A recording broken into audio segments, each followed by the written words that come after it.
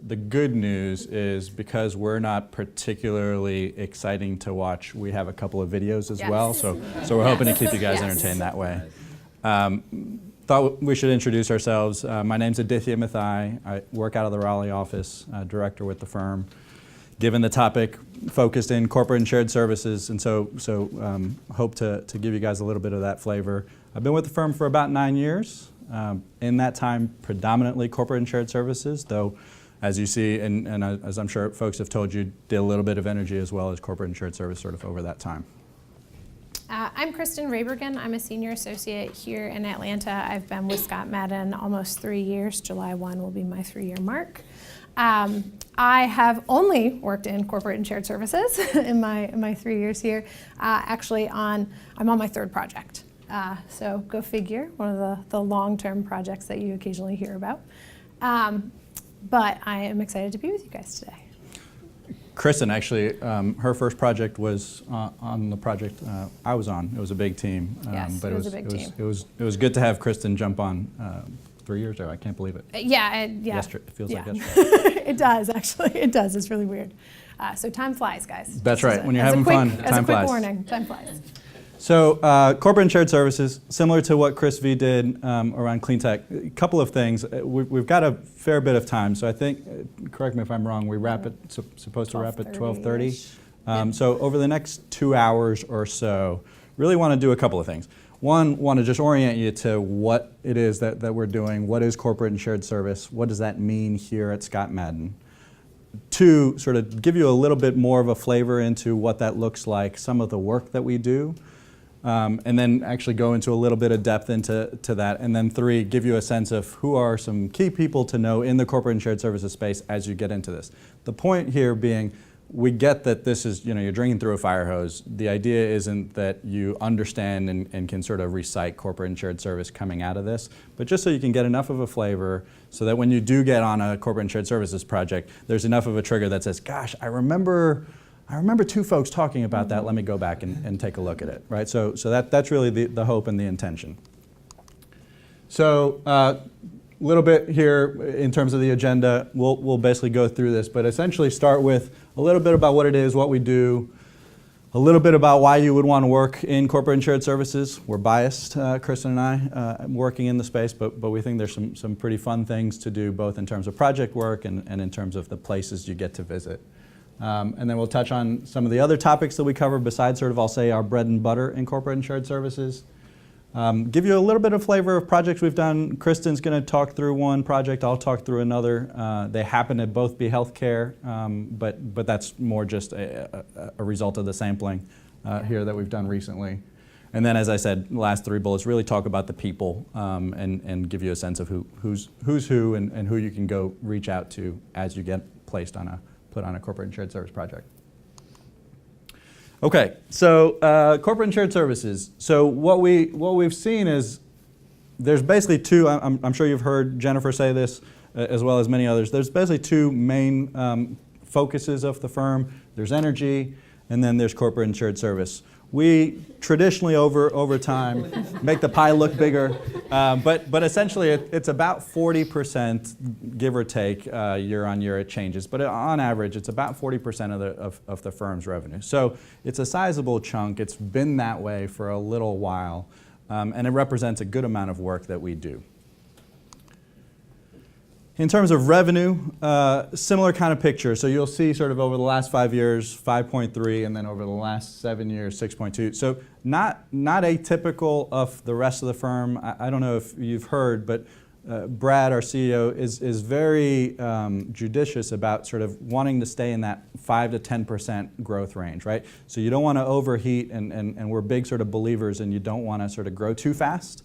But we do want to grow, right? We're in a business model that encourages that, and so similarly, corporate and shared services is sort of tracking with that, right? It's in that 5 to 6% over the last couple of years. You'll hear as we go through this, the mix of what that looks like and how we do that work has changed over those last 5 to 7 years, and we anticipate it'll continue to change. But that's sort of the hope, which is we adapt with that change.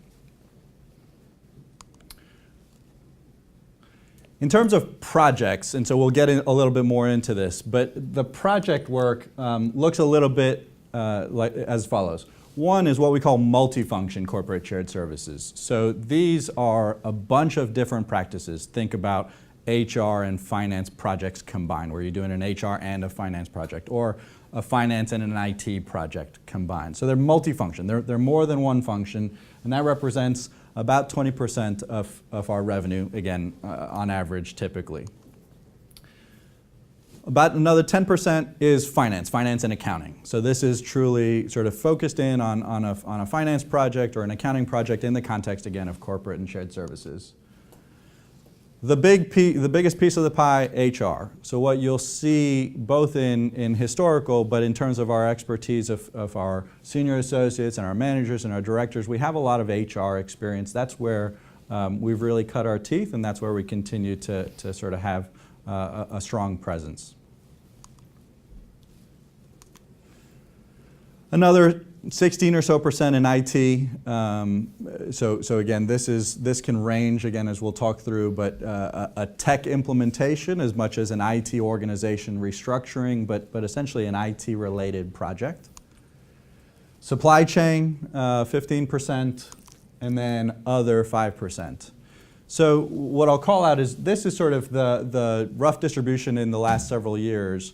The part that's worth noting is as we go through time here, what we're starting to see is this mixture is going to start to shift. More specifically, what we're starting to see is a lot more as folks have sort of, the shared service business model has been around for a couple of years. There's sort of your traditional, your HR, your back office, your HR, finance, IT. A lot of folks have done versions of that or have started to do, sort of complete that. And so we anticipate that our sort of other category is going to start to expand as the years progress. So we're starting to see it now in our project. We're going into what we call non-traditional, sort of front office, marketing as a shared service, sales as a shared service. What are the things that we can be doing there? And our clients are asking us for that. So I expect that 5 years from now when you guys are doing this presentation, the pie will look pretty different. Questions so far? In terms of the type of project, and we're going to get into a little bit more detail on this in later slides, but just as an overview, when you think about the kind of work, so sort of the pie chart sort of highlighted where we do that work, what functions we do the work. This gives you a sense of what kind of work we do. And so just sort of the Cliff Notes version, assessments really mean that 20% assessments is really companies saying, I'm thinking about dipping my toe into shared services. Can you help assess that feasibility? Is there a shared service potential? Is there a there? Can I do something here, and what would it look like? And that's sort of about 20%. I'll skip implementation for a second. 20% is improvement. So I have a shared service, it's in place, but I don't know that it's working the way it should. Can you come and double check on that? Can you look at our processes? Can you benchmark our work? Can you see how we're doing and see if we're employing leading practice? About 10% or so, 13% is strategy. So this is definitely sort of, I'll say, more big picture, less arms and legs, and more what is our strategy around shared services? And there's a project we'll talk about at Kaiser that will sort of give you that kind of a flavor.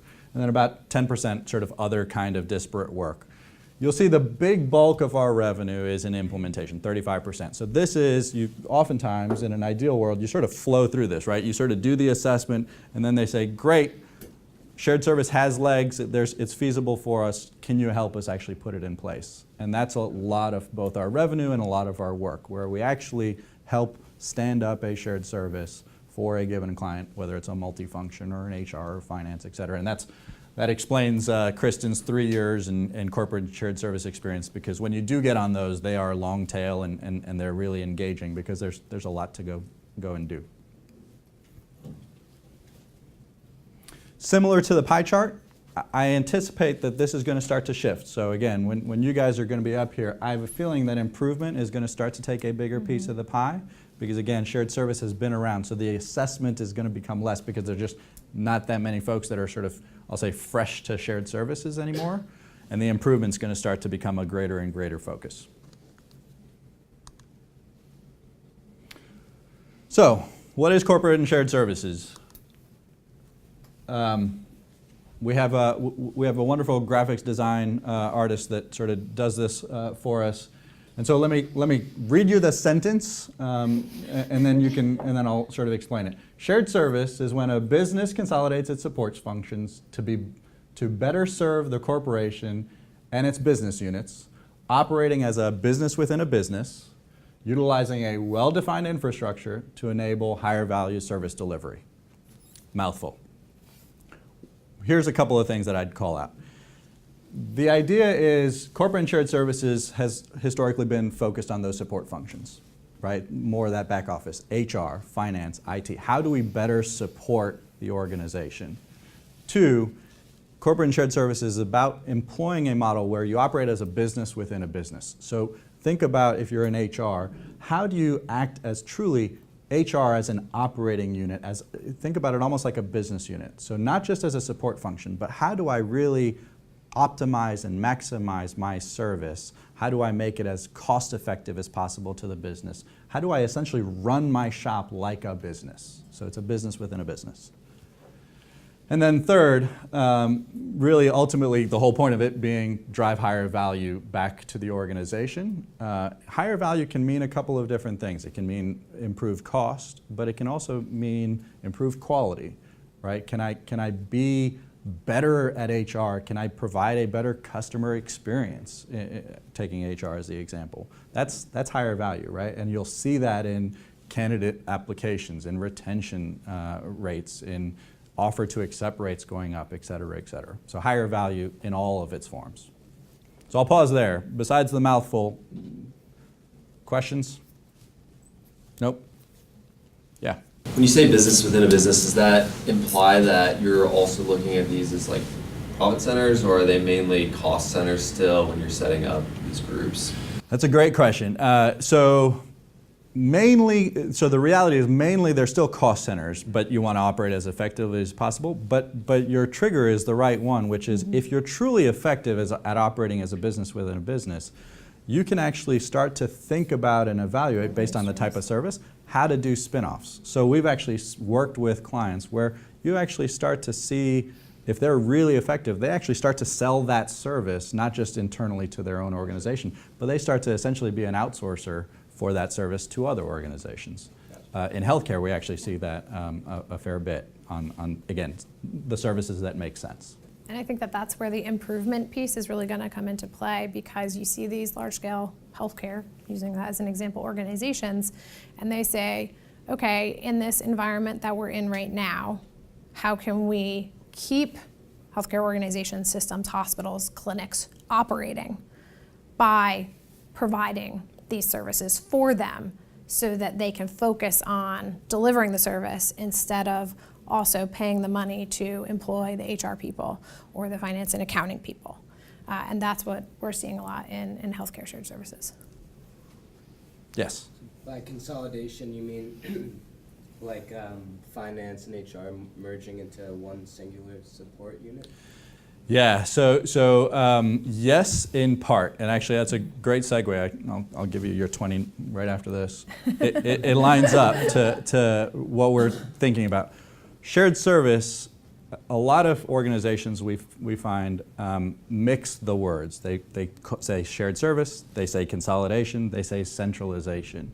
And they all sort of treat those as often common terms. And what we would highlight and describe is, no, they're very, very different. So consolidation, I think, is right, as opposed to centralization. So consolidation can mean many different things. But importantly, we don't see shared service as a centralization of activity, where you're bringing everyone together, you have one hub that does everything and all things. Because again, what you'll often find is in those instances, you take sort of a big global organization, you have one HR that is physically co-located, centralized together.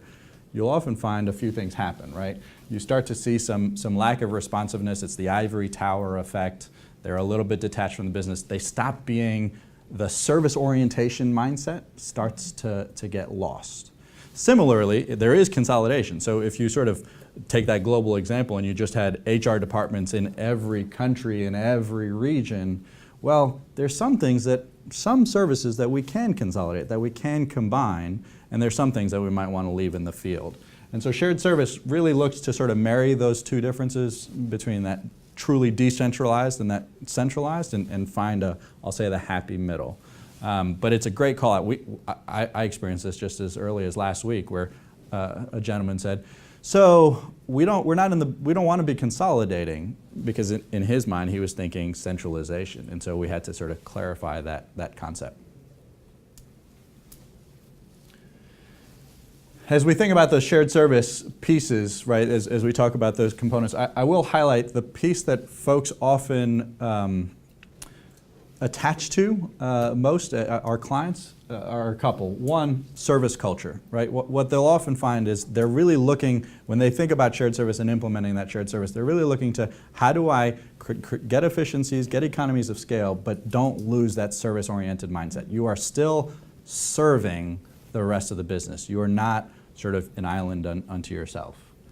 The other one that I'll call out is metrics driven. Again, this lines up to that operating as a business within a business, but this idea that HR or finance or IT or even sales, what are the metrics? How do we know we're doing a good job? And what are those metrics that we can all agree on as a business that we're going to measure ourselves by?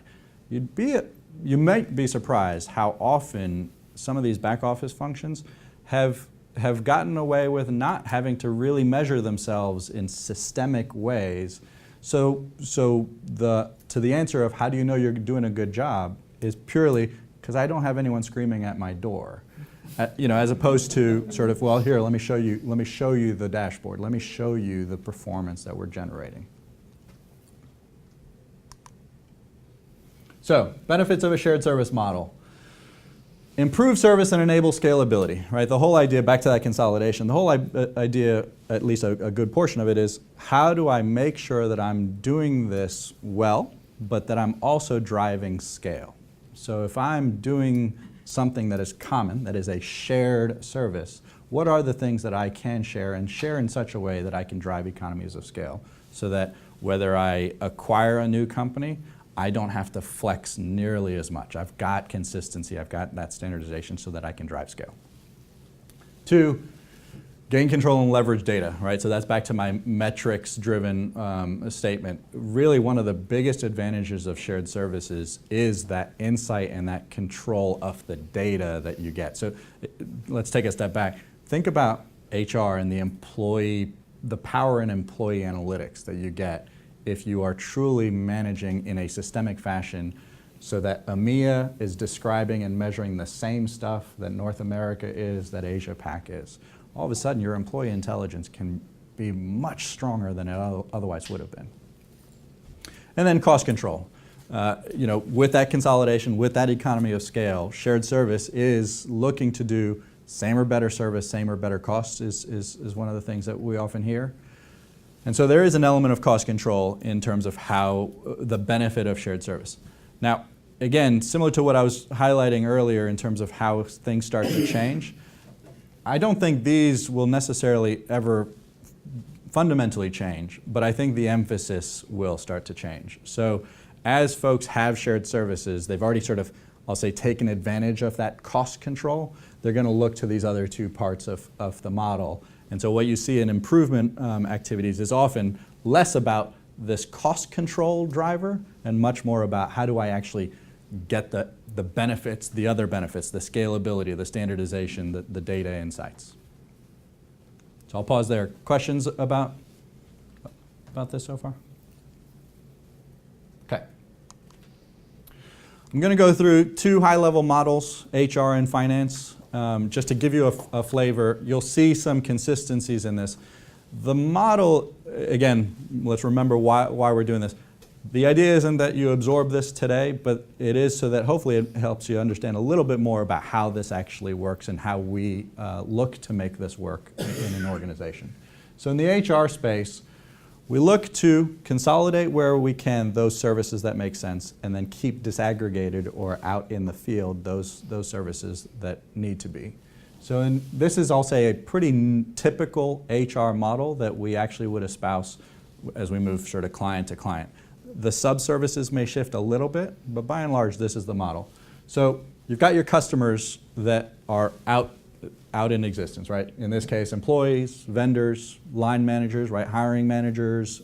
There's a bunch of folks out in business units that need and use HR today.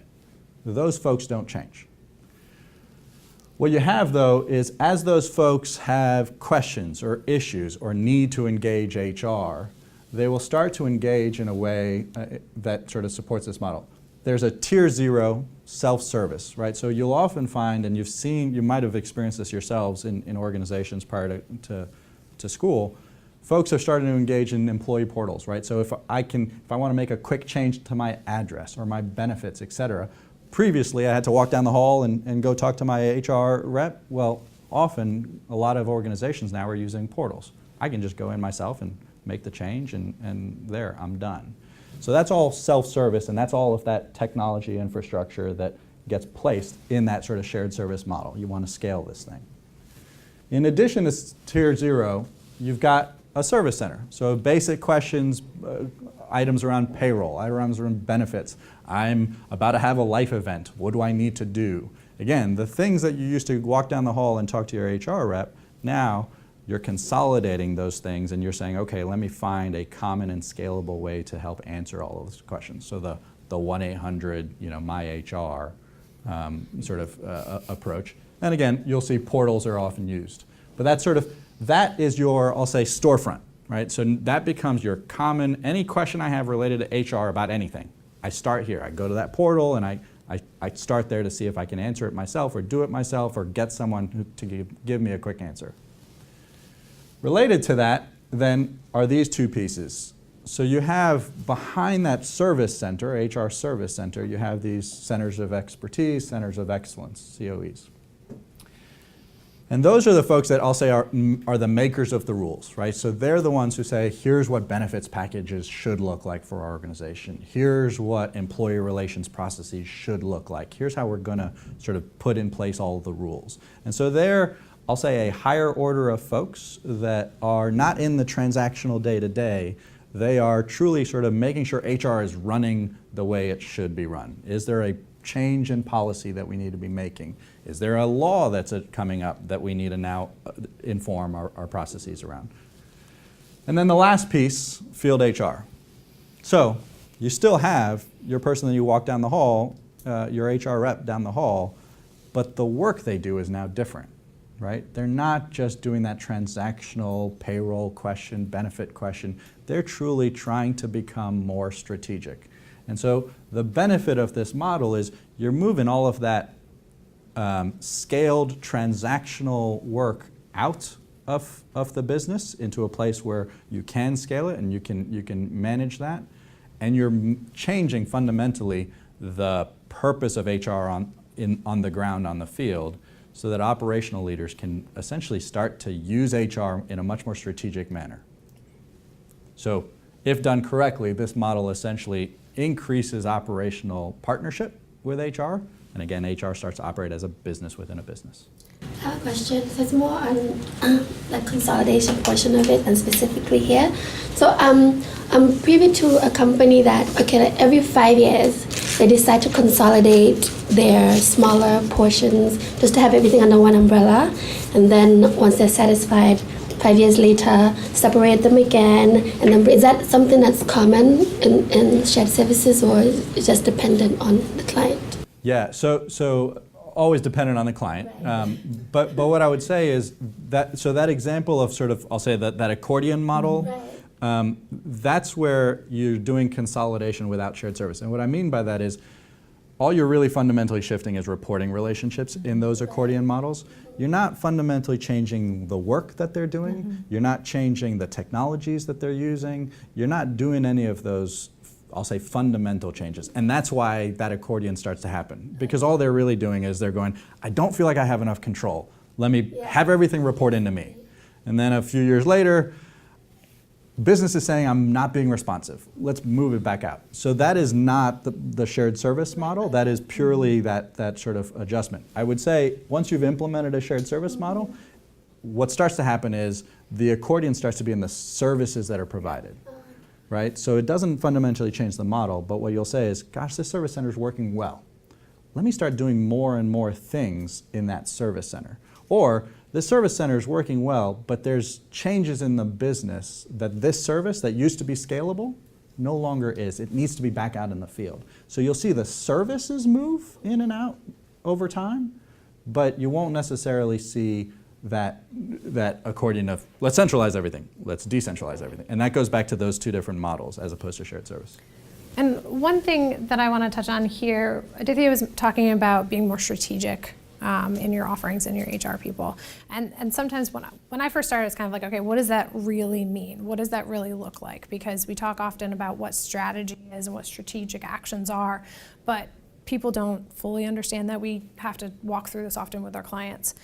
And so an example of a strategic action that field HR can start taking, and I'm going to go back to healthcare again because that's where I've been working in. We're facing a nursing shortage right now in the country. Big issue. It's difficult to hire nurses into organizations, and it's very easy to lose them because they may be offered a higher wage at the hospital down the street. So by doing this, by freeing up the time for the field HR people to go have a conversation with the leaders and of the departments, the HR and the leaders are able to say, what can we do to prevent that job hopping? What can we do to incentivize people to come to our organization and stay and really get ahead of those issues that we're starting to see in the job market? And then, so once the field HR has developed that strategic plan, now it's up to the COEs to implement, develop the policies and procedures, put those into place, and then field questions from the service center if it's like a tier 3 question. Right, and so I would say the field HR is driving strategy coming out of the COE. So COE is looking at all that data and the metrics and saying, we're seeing turnover spike here. Let's talk about what we can do. And they'll bring field HR in and say, okay, here's things that we can do. And field HR will go and talk to the leaders about that. They'll implement the plan, and then they'll work together to make it happen. And if any questions do come up as a result of the new strategy, the 3 pieces will work together. So it's a very, very close relationship that has to be developed. And I've seen where if you don't have a good talking line or line of communication between these two, all of a sudden this group feels like, I don't know what's happening, I don't know what's changing, and employees are dissatisfied because, well, they rolled this out, what do you mean you don't know? So it's really important to have these strong lines of communication relationships between all of those. When you're working with companies that don't really have that back data, how do you develop this? And does that just end up taking a really long time? Yes, right? They say a lot of times bad in, bad out. And so one of the struggles that, and we'll actually talk a little bit more about this later, is, okay, what does it mean to have data? What does good data look like? And what does good analysis of that data look like? And so that really is something that organizations are developing from scratch now, as they take a look at, oh my gosh, I have all of this, but I can't develop anything meaningful from it. And so we're able to go in and help out and say, okay, here's what good looks like. Now let's get you there and help you take the next steps to go there. And a lot of times in our assessments, that's a lot of our challenge, which is we're having to go through a series of tools we have, et cetera, collect or develop as much of that data insight as we can where they might not otherwise have it. Yeah. Okay, so that's HR. We're just talk through finance, and with the emphasis of you'll start to get the model, right? It looks a little different, but the basics are all still really there. So again, you've got sort of your customer base. Those don't change, right? No matter what you're doing. You've got sort of this tier 0, which again doesn't really fundamentally change, portal, phone, et cetera. Good. We used to have fax on here. And we're taking that off. Same concept though, right? So from that portal, from that common customer storefront, you now have this tier 1 sort of group, that service center group that has sort of the self-service and this tier 1 element, where you're essentially doing that problem resolution, you're doing those scalable activities, those sort of transactional activities that you can, And then similarly, you're still interacting with that COE. You're still working with those centers of expertise that are defining the rules, defining the policies, et cetera. And similar to the sort of comparative field HR, you still have business unit finance. You still have folks in the business unit on the ground doing work. It's just you're changing the work that they're doing, and you're hopefully, again, similar to HR, you're freeing them up to be more analytical, be more in the FP&A world, sort of in that forecasting, financial planning and analysis, as opposed to, cutting checks and processing invoices, which is not nearly as valuable of their time.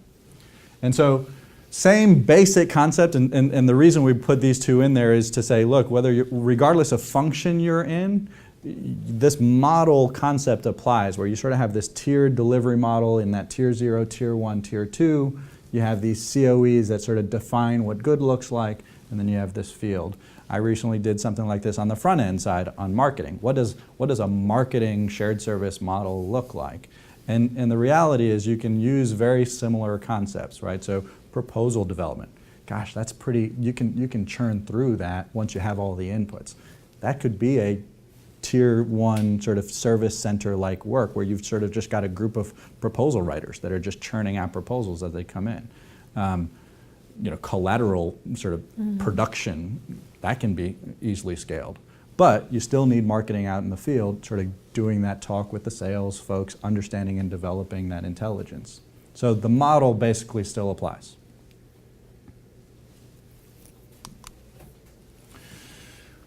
So, yeah, go ahead. It's a kind of a two-part question. Has that model evolved over time? Has it always kind of been like that? And have there been companies or industries where you see that model doesn't necessarily apply? Yeah.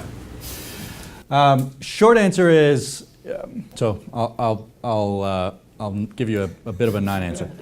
There's a lot in the model. So this idea of service center COE field has not fundamentally changed. So you could look at some of our collateral from 15 years ago, and you would see that.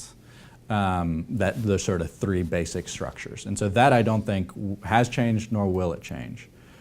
The work that goes into the model, again, back to those services, that has changed. So as we've gotten more technology savvy, as organizations have become more tech savvy, as things have automated, right? I mean, think about your bank, right? You can take a picture of your check on your phone. And so as those things have happened, work that used to be non-transactional has become transactional. So the work has shifted. And so that's really what is adjusting. And so this idea of how the interplay happens, that has changed even in the last 5 years. To your second question, and then I'll hand it over. Are there clients who want a different model? Absolutely. So this model, and every client we work with, for a variety of reasons, change management reasons, where they are today, the model, the services you end up implementing will not always be the same. I would actually say they are very rarely the same. You can do an HR shared service for one client and another, and the services included in that service center will likely be different. But again, back to the basic, those sort of 3 basic pillars of a service center, COEs, and a field, those don't fundamentally change. So to kind of piggyback on that, I think a big part of what you're going to be developing in this is industry specific. An energy HR shared service model will be different than a healthcare HR shared service model, will be different than a retail shared service model. And actually one of the things that I've been talking with my colleague on my project right now is she's helping to build out some insights and thought work on what does talent acquisition look like for an extraordinarily decentralized retail organization. You don't have the same functions or the same centralization or decentralization in this retail organization or retail in general that you do in healthcare, that you do in energy. So how do you need to shift it in order to best serve the customer, be it our client or the employees or the leadership in that organization? And so we're always taking that lens as we develop this. We don't go in and say, here you go. We say, okay, what does this need to look like? What are your requirements as our foundation, how can we maybe push those requirements a little bit, get you to think a little bit outside the box? But what are our basic core fundamental or foundational principles as we begin to design? The other piece that you're going to see changes here is if we have a domestic versus an international firm, and who are we serving? So we'll talk in finance and accounting and F&A a lot about global business solutions or systems, GBS. And when you go in and design for that, there's a lot of different models that you can build. You can say it could be a regional model in which you have Middle East and North Africa all in one, or EMEA, Europe, Middle East, and North Africa, if you will. You can also have Asia as its own regional area where specific services are handled in Asia and specific services are handled in the Middle East and North Africa Service Center. Or you have a very centralized one. And so again, it really just depends on the client, their needs, and the industry that they're working in. How do you find the balance of like how much centralization versus decentralization to use? Or is it just kind of like a feel? I'm sure you need like feedback from them, obviously. Yeah, so when I've done it, you literally go through an activity exercise. You say, here are the activities that are involved in the scope of this service. Where does each activity belong? It's tedious. It requires people to sit in a room, walk through it, and say, this is the activity. Here are the people that are advising and consulting and doing this activity. Does it need to stay there or does it need to move? And that's where you go and you build. And again, sometimes people will say, no, I want that to be here. I want this to be local. And you have to push them and say, well, we can scale. We can move it in here. It means you'll free up time if you do that. And so you do have to have that dialogue. Yeah, define the work, right? That's where you start. And then the second part to defining the work is define the business requirement. What is truly the business need and why? That will start to inform and highlight what work can be done where. But as long as you're very clear about what the work is, then it's just housing, right? What work should be here versus COE versus field. And that's the art of the discussion, et cetera. But that's where a lot of our time gets spent, really making sure that it works. And I will say, those shared service models that end up not functioning is because fundamentally we or whoever did it got the work in the wrong place or didn't define the work well enough that we created processes and supporting technology to effectively execute against that work. So I always come back to, this is actually a Chris V-ism, define the work. 3 things, right? Yeah, 3 things. things. Okay, so what types of work we do? I think we've gone through this fairly well. What I will call out though is, unlike energy, which has a very, at ScottMadden, right, we work with utilities. The corporate and shared services space, and you'll see this, we're, I'll say, industry agnostic, right? So we've implemented and put in place corporate and shared services across industries. And so that's truly a sort of the work that we end up sort of spreading across. The other piece I'll just call out is that third bullet. In addition to shared service, which is what we focus on and what we talk through, there's that C part, corporate and shared service. So we actually do work beyond shared services that are corporate in nature. So a finance reorganization that is not a shared service design, we'll do that work and we'll engage and have done that work. So there are general management services and work that we do. It's just not the bulk of our work in that corporate and shared services space. I won't touch which areas of the company do we work. You've sort of seen that go through. Like I said, what I think will change is more movement from that back office to that front office. Again, in the next 5 to 10 years, that's where it's going to start to go. What makes our work different from energy or clean tech? Well, again, the industries.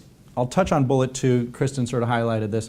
By the nature of the work, particularly that big chunk that's implementation, what you'll find is we're often on projects on a longer scale because of these implementations. When you do get into implementation, that journey can be anywhere from 1 year to 3 years.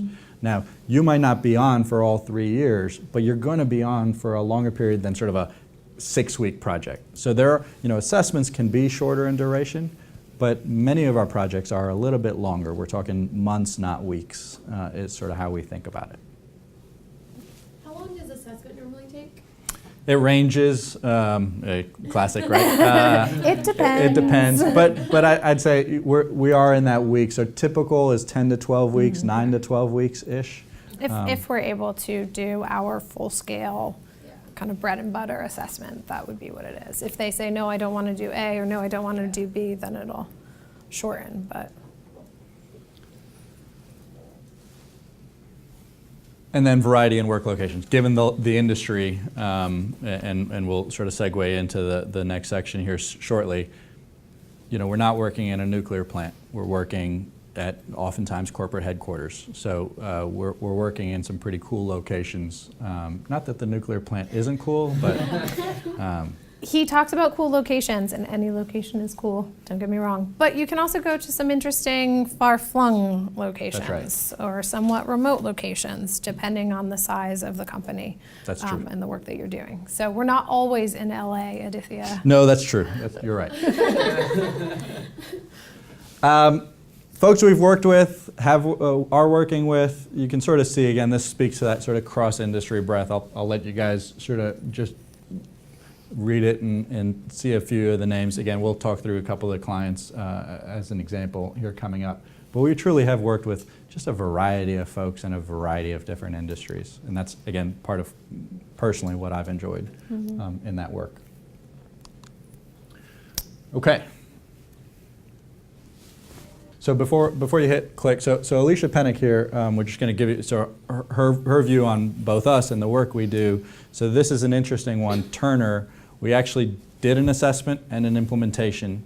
They lived in that sort of model for a little while, evolved that model, and then we actually came back because they said, gosh, I don't know that it's working the way we had originally designed it or thought it should be, et cetera, et cetera. So they brought us back to do sort of an improvement. And so this is her talking the second time around, which is essentially a separation of about 5 years. Hi there, I'm Alicia Pennick, VP of Employee Experience, also known as the Specialist Organization at Turner Broadcasting. I've been here for 16 years, and in that time frame, I've worked with ScottMadden on 2 occasions. We're in the middle of a project right now, but my first experience with them was back in 2011 when they helped us build a shared service department for the very first time, which was a huge shift for the organization, for HR, and we did it in 9 months in a very quick timetable. During that time, I was leading the policy and process work and also the training team. I learned a ton. I enjoyed working with them for their honesty, for pushing our thinking, but also accepting Turner for who they are and the limits for which we were willing to go with the first project in 2011. Fast forward 5 years later, we didn't get some things right, so we're doing a do-over, but this time it is really a transformational change of HR. And I'm excited about the project, working with the team. We had a ton of fun in 2011, and this team we're working with this time is going to be the same, I have no doubt. Welcome to ScottMadden. So a little bit more about what we do, right? That assessment, that implementation, the improvements. So this is sort of another lens to take a look at it. Assess and plan. So we do a bunch of assessment work. It gives you a sense of some of the work we end up doing and some of the work you'd be engaged in on your sort of prototypical corporate and shared services work. So strategic planning, feasibility analysis, benchmarking. We're essentially doing a lot working with some senior folks, head of HR, head CFO, head of sales, chief marketing officer. And we're really trying to do some of that, I'll say, landscape of where could you go, where do you need to go, and that goes a little bit to your question. If that's where you start to get a flavor of just how much change are they willing or are they able to take on, and you start to sort of formulate some of those hypotheses. There's a lot in that exposure. There's a lot in that section around sort of having some pretty strong executive presence and having sort of the wherewithal to go manage that. Design. So having sort of done sort of that assessment, that high level thinking and planning, oftentimes you're then engaged in that next section, that design. So how do you actually go through and set up what this would look like? And so here you go sort of from that altitude shift of some pretty high level sort of, I'll say, broad brush strokes of what this could look like down into some pretty detailed nitty gritty of exactly how could this work. The phrase I always hear is, at this section, you're essentially proving out, can this dog hunt, right? does this actually work? So we sort of buy the conceptual idea, we like it, we being the client. Now, can you actually get into the details to tell me, yes, this is actually going to work. This is more than just an idea. This has got legs. So there, I'll let you go through that, but essentially it is a lot of detail, again, both at a process level, a technology level, and an org level. So you're truly sort of running the gamut on a function or a multifunction, and you're designing their organization and what it would look like, all the way from sort of the head of HR all the way down to the HR rep and customer service rep in the service center.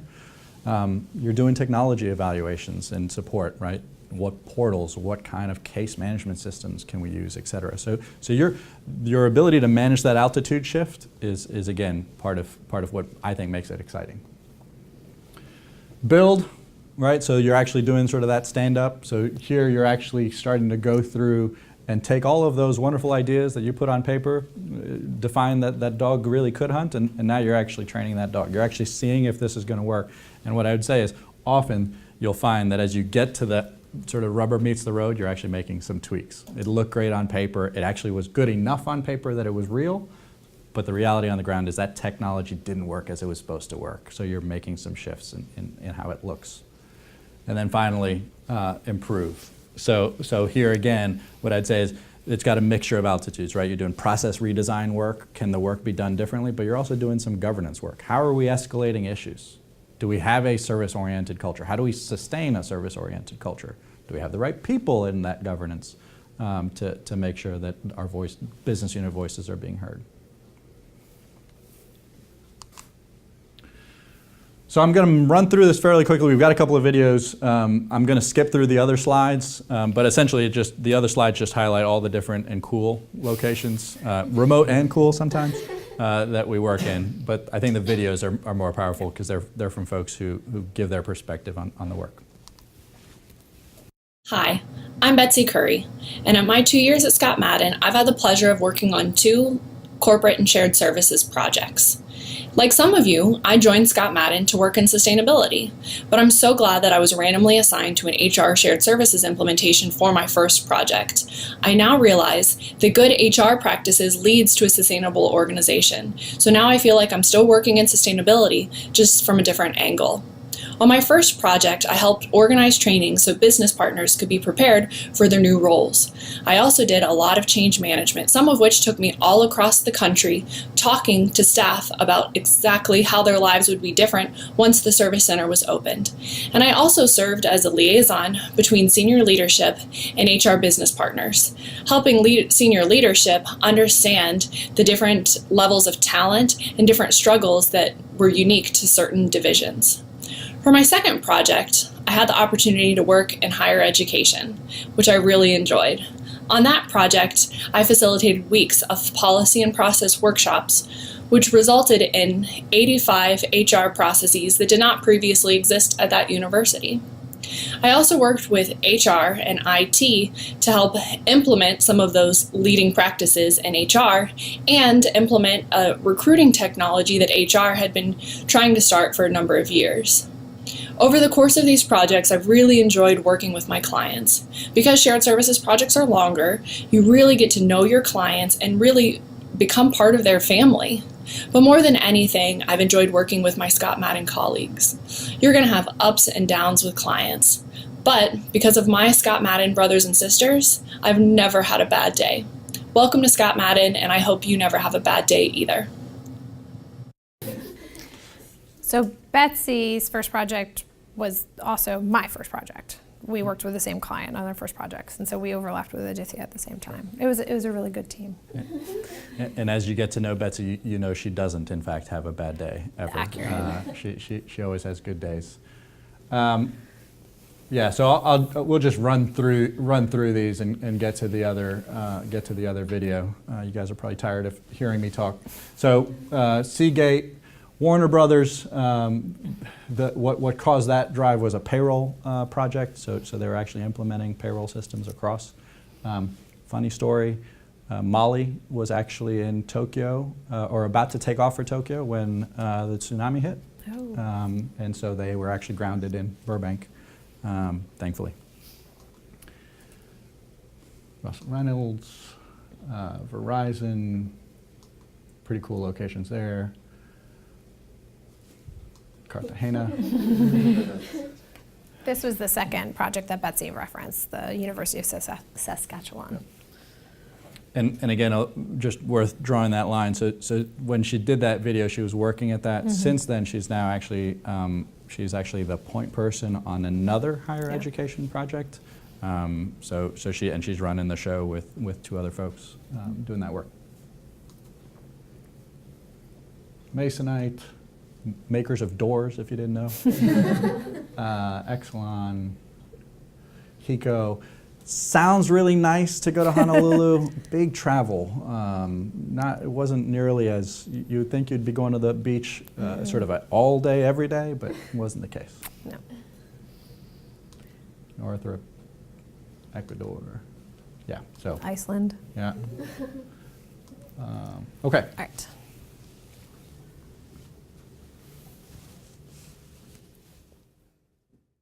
Hi, my name is Jonathan, and welcome to the boardroom at the University of Saskatchewan. I'm a current associate at ScottMadden. I started as a MBA intern in the summer of 2014, and I formally joined the firm in 2015. Most of my experience at ScottMadden has been in the corporate and shared services practice area. My latest project, some of the work streams I was responsible for were conducting benchmarking comparison. I helped to facilitate some of the policy and process redesign workshops. Also helped to create the knowledge base here. And lately I've been working on defining service level agreements and metrics for the research and HR functions here. I've really enjoyed working in corporate and shared services, particularly multifunctional shared services. I found this project to be really complex. It requires a lot of deep client interaction, real strategic thinking, and I guess most importantly, a real strength in some of the change management issues that you deal with in multifunctional shared services. And just, this project alone, I've been exposed to so many different work streams, which has really allowed me to do a deep dive into the areas that I'm responsible for. At the same time, maintain that high level view to really understand how all of the work streams are so interrelated with each other.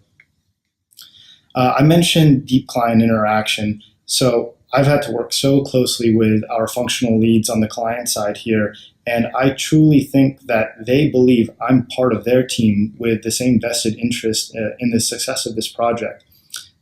Bottom line, I think that ScottMadden and Corporate and Shared Services is in the business of making our clients successful. And if you can do that, then that will translate into you being successful. The last thing I wanted to touch on is how amazing a lot of the directors and partners in the corporate and shared services practice area are. I've had to reach out to individuals outside our project, multiple times to tap into their knowledge, and each person has gone above and beyond to give me advice, to share past deliverables, and really to just help me in any way that they can in order for me to create the best product possible. I don't think I've ever really experienced firsthand a culture quite like this, at least in my previous work experience. And it's just so refreshing to be part of this genuine camaraderie and mutual respect across colleagues. So when John was talking about multifunction within the higher education space, traditionally I think what we see is, and what both on Saskatchewan and then also on our other higher ed project right now at West Virginia University, which is where Betsy is that the multifunction comes into play because you have HR, you might have some finance pieces, but then you also have things that are very unique to higher ed, like grants. And research proposals and post-award things that the faculty deal with, but can be scaled and can be brought into that service center to provide that support to them. Okay, so my turn now. I'm going to go over some other topics that we've come across over the past 5 years and what we see and how we react to them. So since 1994, you can see we've engaged in roughly 160 technology-related projects. for nearly 90 different clients. We're going to talk a lot about technology in this piece specifically, but what I find to be interesting is that our technology projects really are primarily of those 160, primarily in corporate and shared services. Energy has some, but you're seeing, I think in part because of the nature of corporate and shared services, that we're working with technology systems, both doing an assessment, a selection, and the implementation far more frequently than the folks in energy are. This piece down here in terms of the project type, you'll see that the percentages don't add up, right? And that's because you can not only assess the need for the technology, you can help select the technology, and you can help implement the technology, all over the course of one project. My last project, we did an assessment to evaluate the need for corporate and shared services, but then after we won the implementation, we did an assessment on the type of technology that they need to support that, and we also helped with the vendor selection and helped with the implementation of it. So you really run the gamut at the longer time you're in corporate and shared services. Any questions? Okay. This is a good display of all the type of work that we do when we're working on a technology project. One of the important things to keep in mind here, just to ease people's concerns, we don't code, we don't configure, we don't build. That is not our specialty. So nobody's going to have to go out and learn any of those skills. What we do, however, is that we support all of that. We help PM, project manage, the technology vendor. We help the client bring it all together on time. Because what we found is that oftentimes the vendor will say, yeah, we got it, yeah, we got it, yeah, we got it, and then it's over budget and over time. But because we're there, we're able to help support it all, bring it together in a nice package.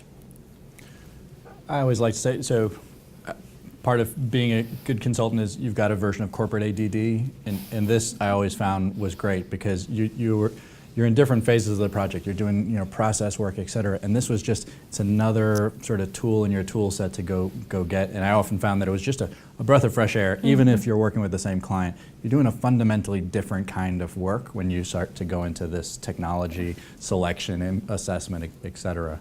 And so for my corporate ADD, it does wonders. I think that's a really good point because as we've been talking, one of the reasons that I was drawn to consulting is a variety. You change, you go to see different clients, you go to see different places. You do that in an implementation. Your topic changes, your work stream changes, your direct relationship with a client may change, and the place that you're working may change all over the course of a year or 2 years. When I first started at HCA, my first project, I was based primarily out of Nashville, working with people primarily in Nashville. I then transitioned to be working primarily down in Florida with about 20 different hospitals down there, and I was traveling and interacting with people at each different hospital. So my work fundamentally shifted, the people I was dealing with shifted, but it was all to support one project. So when we talk about essential technologies for our projects, there's a few things that we really hit on. And I'll read these off just in case you can't quite read them. So we talk about that employee portal where you can ask your questions, get your answers, search for articles. Well, then we have multi-channel management telephony. That is, I just think of it as the Delta, the way we interact with Delta, basically, right? So if I have an issue with a reservation, I call them up, they ask me for my name or my phone number, and we interact that way in order to get to the person who's going to help me eventually. It's one of the easiest ways that I describe it. Case management system, that pulls in all of the information about the person who's calling. If you are a current employee, you can enter your employee ID in the telephony and the phone system, and it will pull in your caller information. It'll pull in what you do at the company, and then it will also allow you to quickly and easily enter information or the person's question into the case that will be opened as part of their question.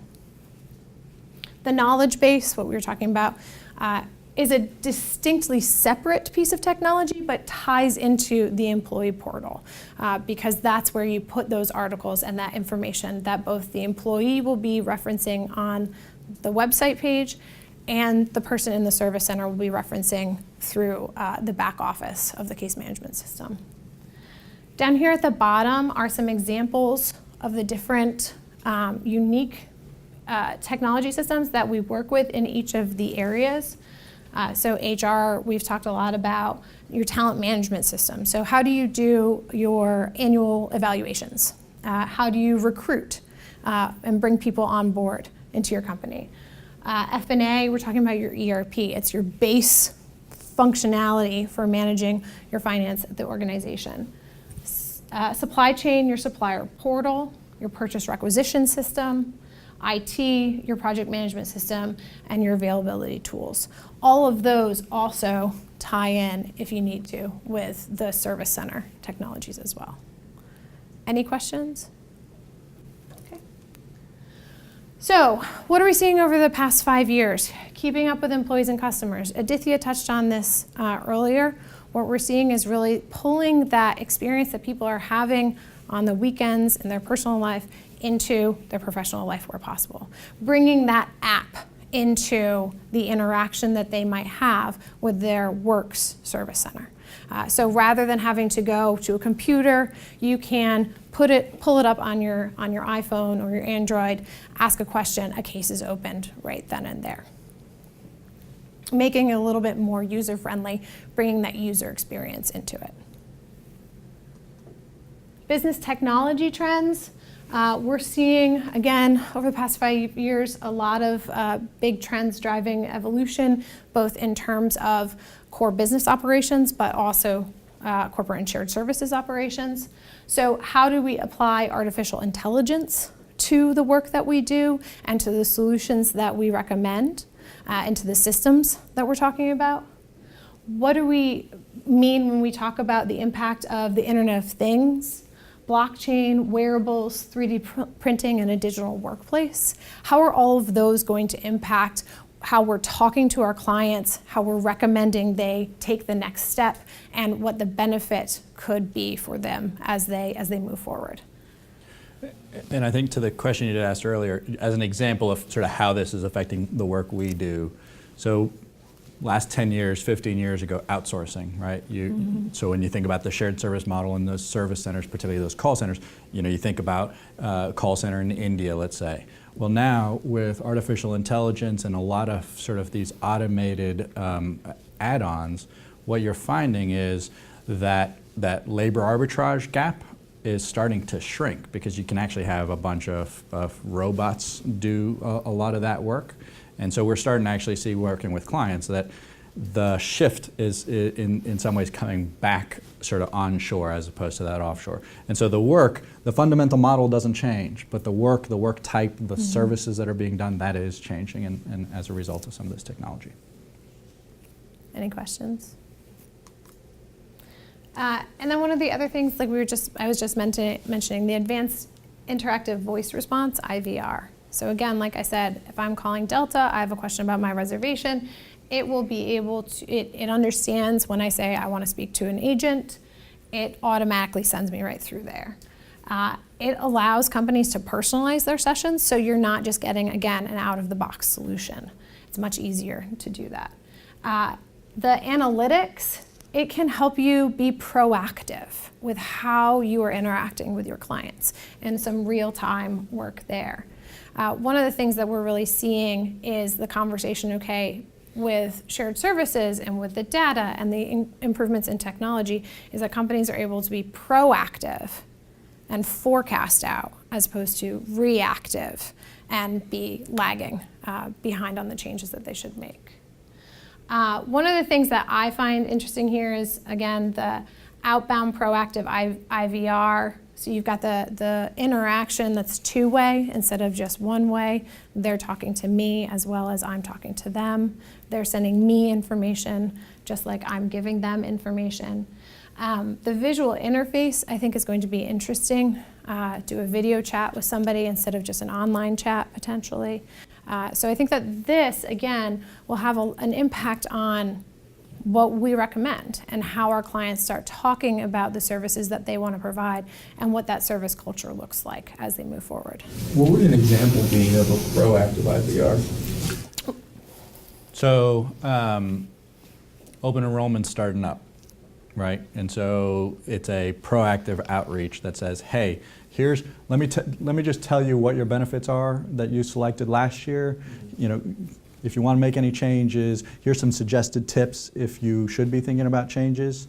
And so that's just an easy example of an outreach, sort of a trigger event, as opposed to waiting for you to say, I need to make a change, or I've got a problem, or I've got a question. Or just trying to drive them to tier 0 resources. Yeah, so often tier 0 and tier 1, and that's part of that game, for lack of a better word. You're part of that efficiency element. You're trying to make your tier 0 as robust as possible, continue to add stuff so that it's really good. Southwest is a great example, right? I don't want you calling me if I'm Southwest. I want you to go online, right? I want you to go to the web page. That's a whole lot more cost effective for me. Yeah, because I don't have to have people manning the voice or manning the chat if it all can be done online. So robotic process automation, or RPA, how many of you guys have heard of this? Okay, all right. Would this be like the chatbots? Could be. Yep, yes, yeah, so good call. So RPA is the use of software that will help to automate things that are rule-based.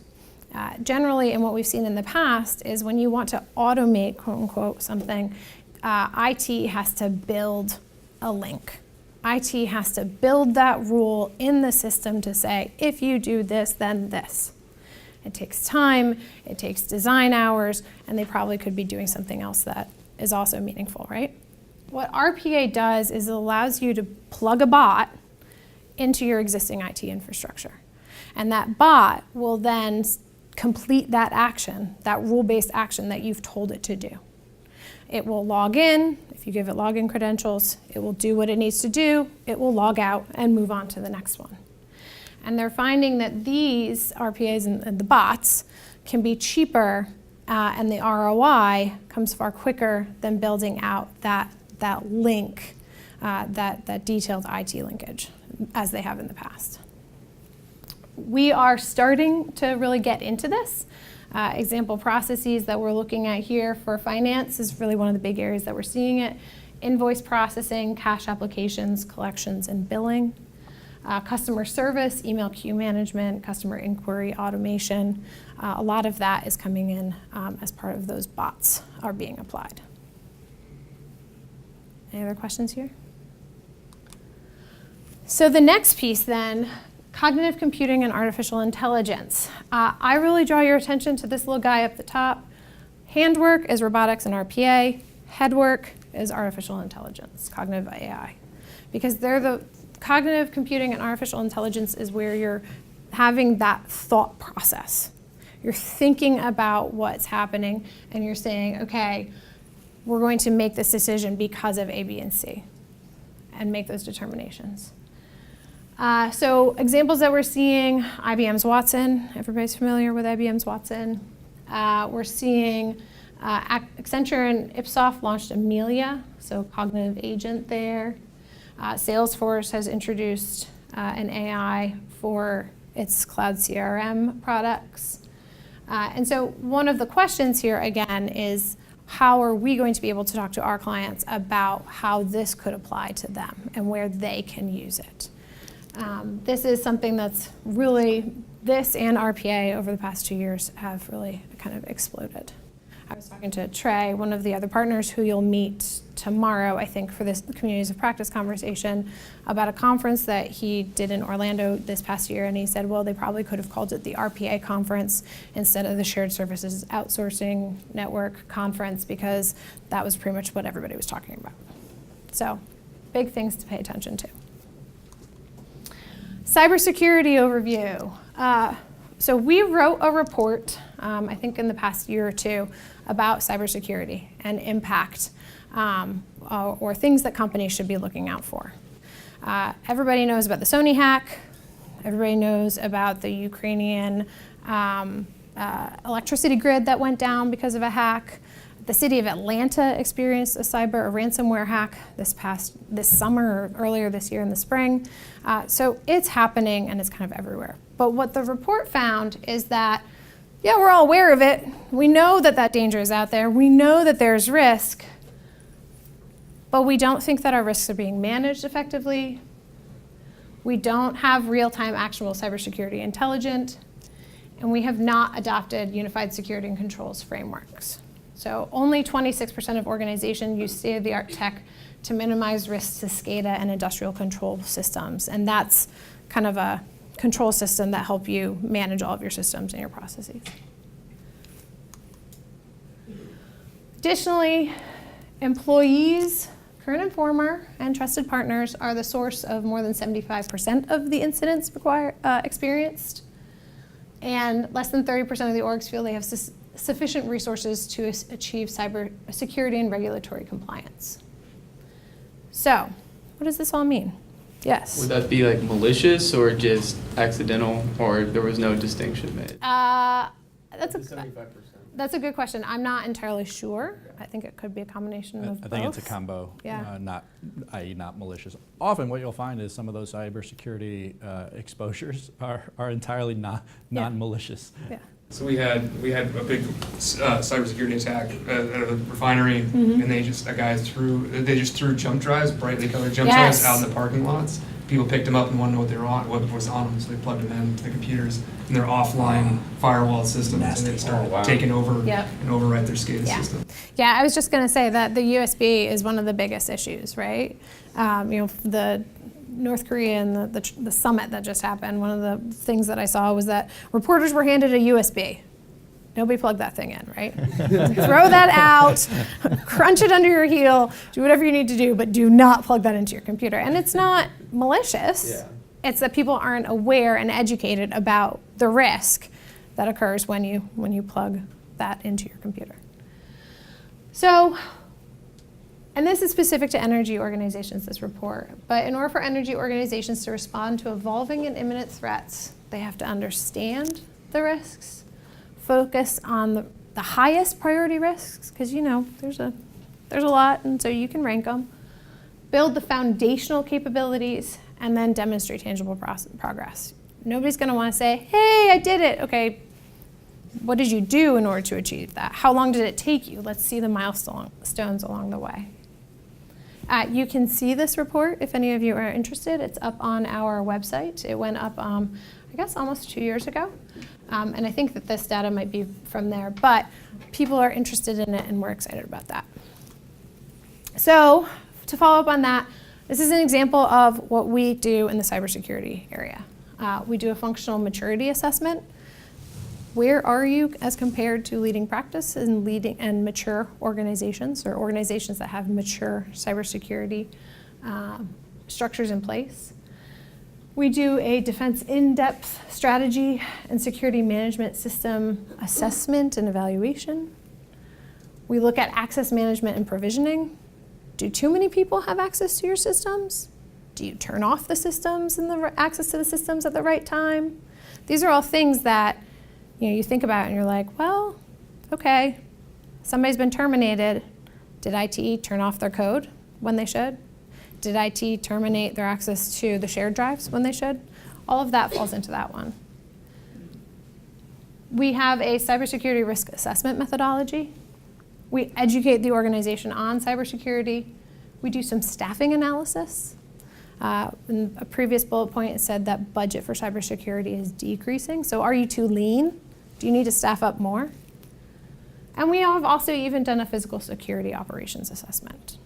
Again, largely focused on energy, but we are doing some work in corporate and shared services, or energy clients, but we are doing some work in some other industries. I think one of our clients right now, or has been, out in LA with one of the networks, helping them out with some stuff. Any questions here?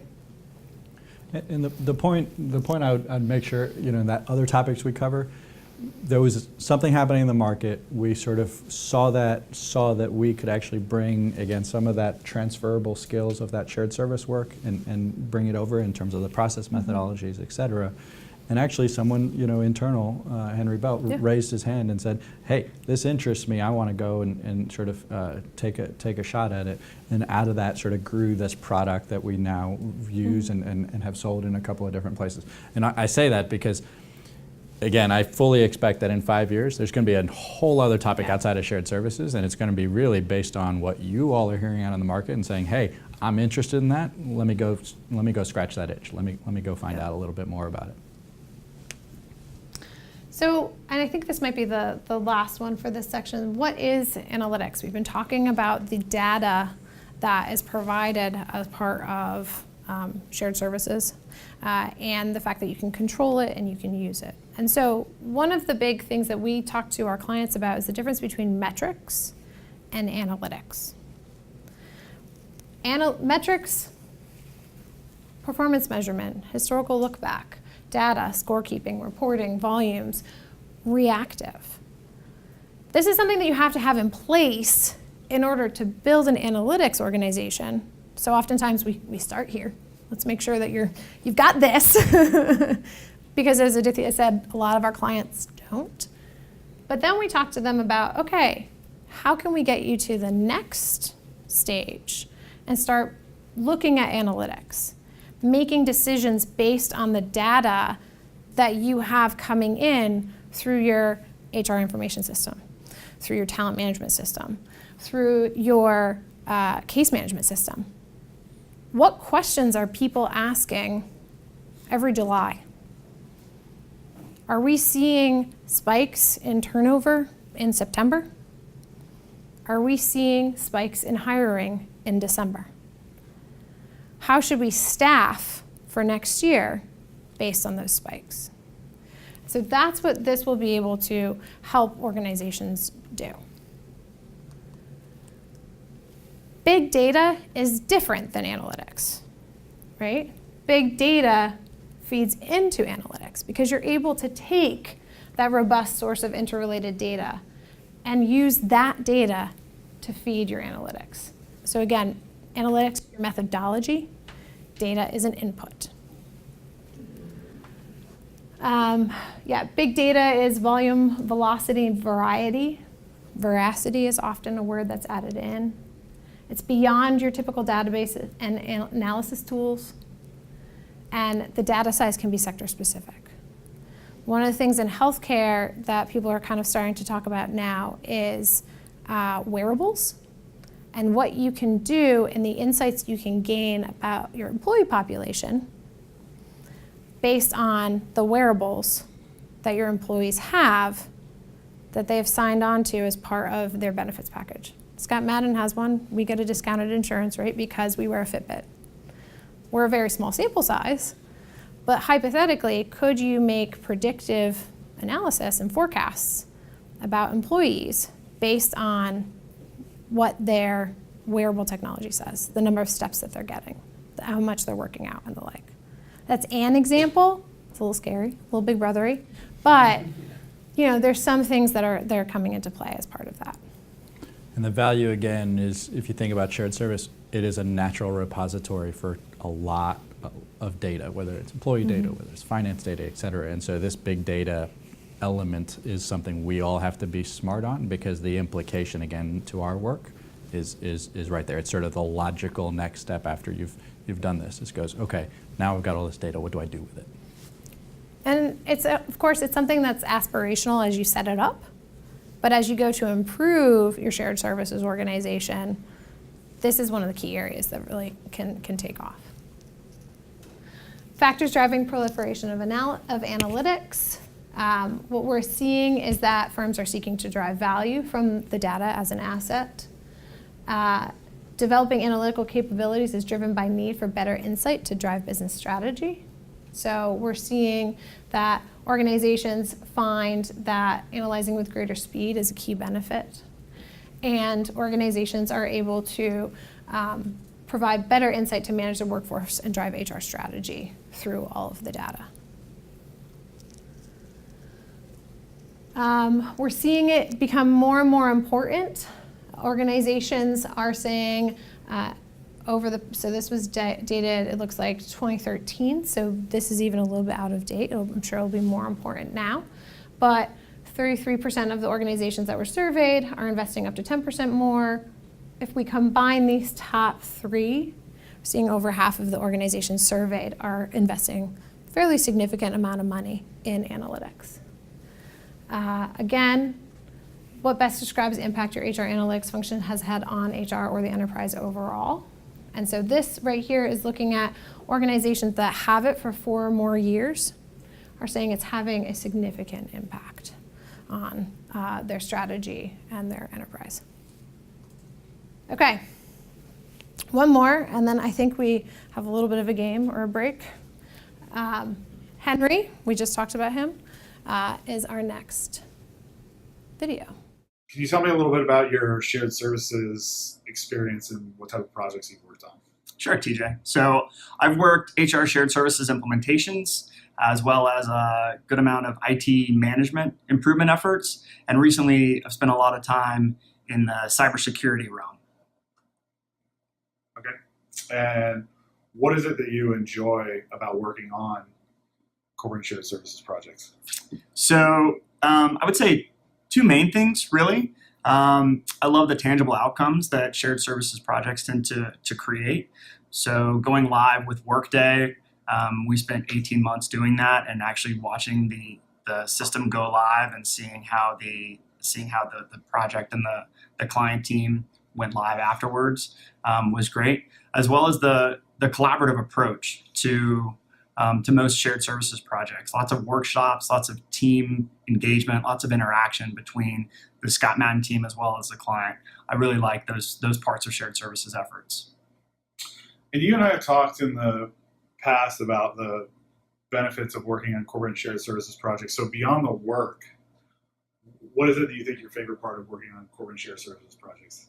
My favorite part of corporate and shared services. I would definitely say the locations. So I've been on shared services projects in Los Angeles, in Atlanta, in Washington, D.C., Chicago, and Baltimore. When you compare those to nuclear plants or coal facilities or even water treatment plants, I think you'd agree that the locations are vastly superior on the corporate and shared services side.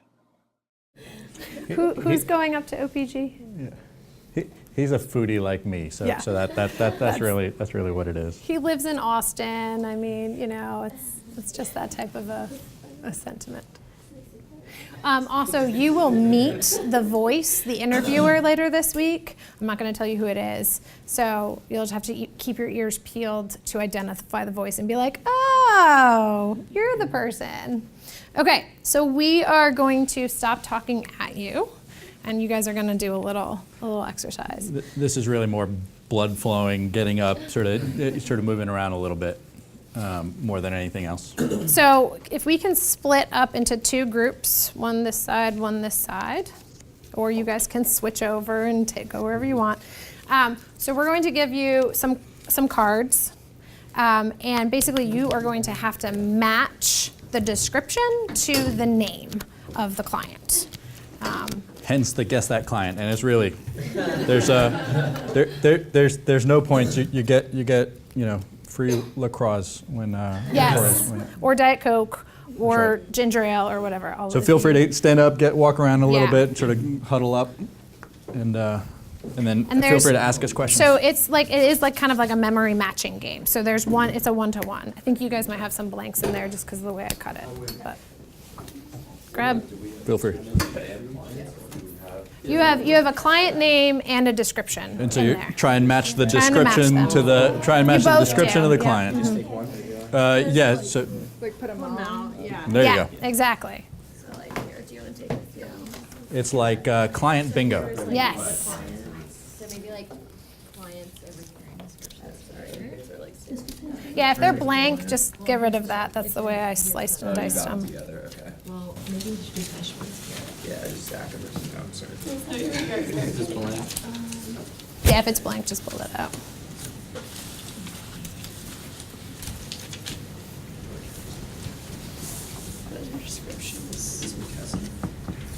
Yeah, it's a pharmacy. Do you want to just do your two? What was the name of The two case studies. Yeah, I think so. Yeah, I think so. Kaiser Permanente is the healthcare plan. University. Is this run right? Oh, you want the University of Florida?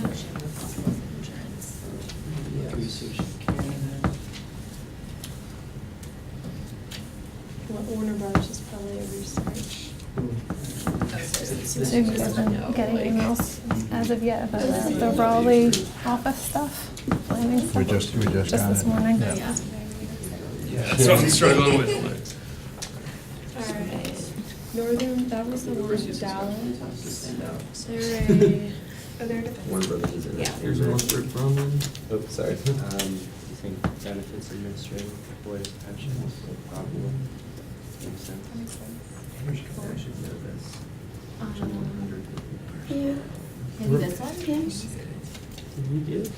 I know. Who's I doing feel like I think it there's is. some sort Okay. of. If you're missing some, there you go, you're missing two. Oh. I think it's, I think it is.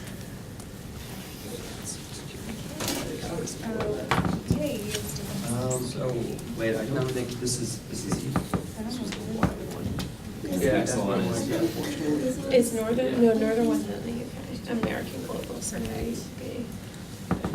HCA. Yeah. It is, yeah. Yeah, that sounds like They own it. Oakley and Yeah. This could Cool. stand for like healthcare. I think HCA, yeah. All right, take a seat, guys. Look at you guys. You guys good? So, Okay. Let me think. I'm gonna sneak around this way so I'm not awkwardly reading upside down. oh, you're. This way again. Okay. So it's You originally had Kaiser, right? so interestingly, and just to draw that distinction, so Kaiser, so HCA, I think at this point has, they might have different numbers now, Kristen, you might know, but they have like about 186 hospitals across the country. I think maybe more. by Maybe more now, right? And then Kaiser is pretty Yeah. unique in that it is one of the, it used to be one of the exceptions to the rule where it actually integrated what they call care and coverage, right? So you get your insurance from the hospital, from the system, and you go to their hospitals. So it's this sort of integrated system.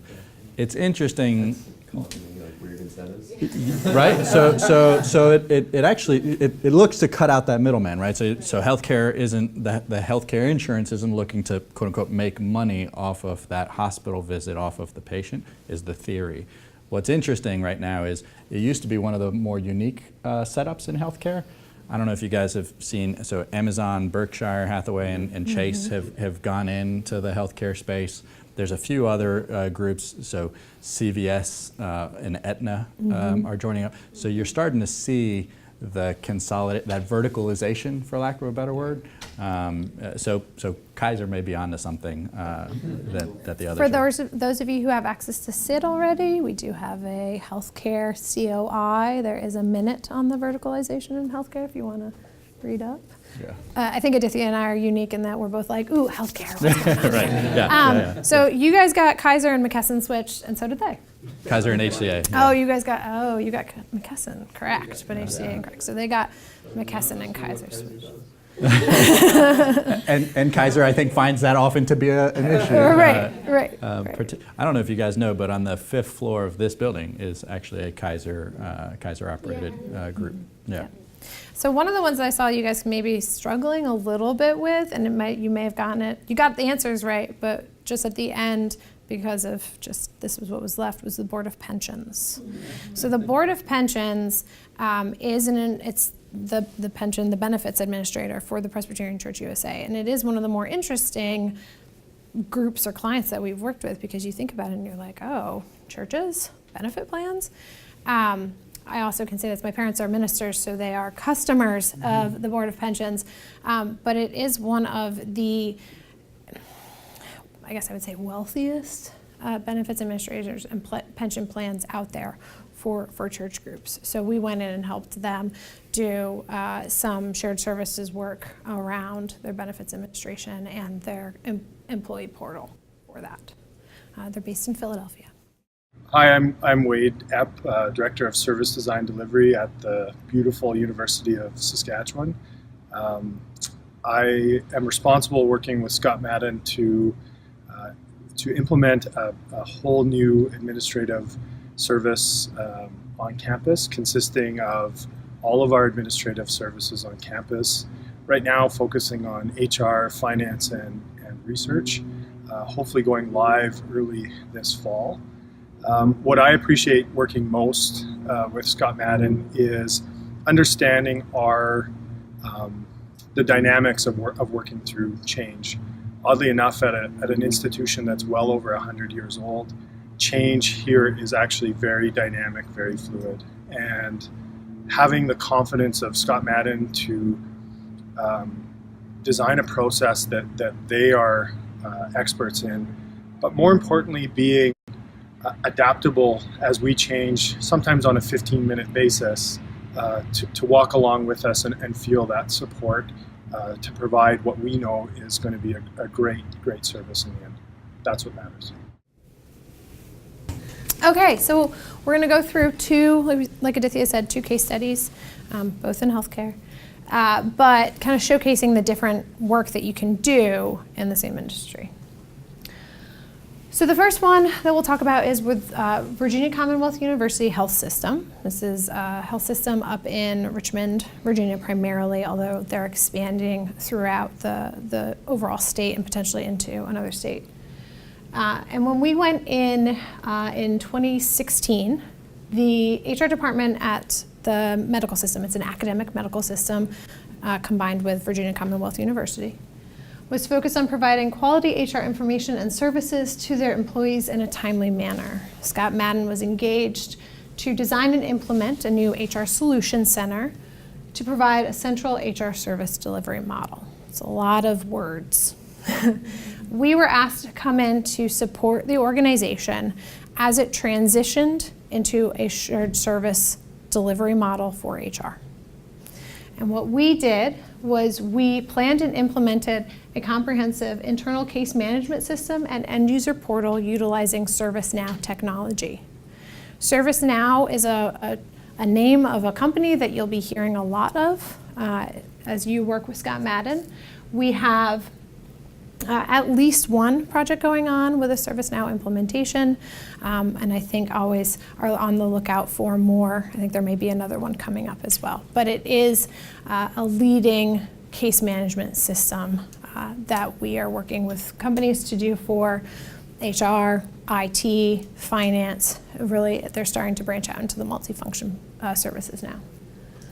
We helped the medical system to identify HR roles and processes that would move into the solution center and redesigned those high volume processes so that they could be scaled and done more efficiently.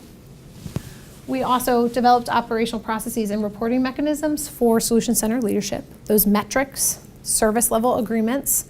How long will it take you to do this process? Are you overdue? Do you do it faster? How do you evaluate that? And we led training efforts to educate the staff, the centers of excellence or centers of expertise staff, business partners, managers, recruiters about the changes that are coming up. The results of that engagement, we launched the Solution Center accessible to all 27,000 employees.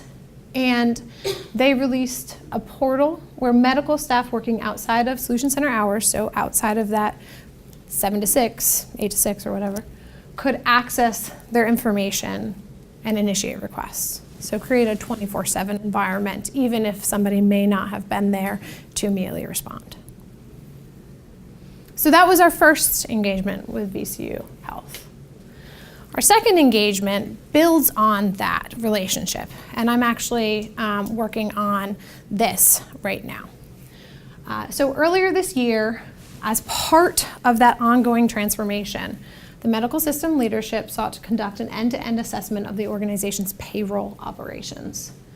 We were engaged and conducted a 4-week diagnostic to identify gaps, look at governance and risk, and develop recommendations for next steps. You can see the approach outlined here. It was quick, but they were able to get actionable and meaningful insights and recommendations out of it. So coming out of that initial assessment, we are now working to implement those recommendations.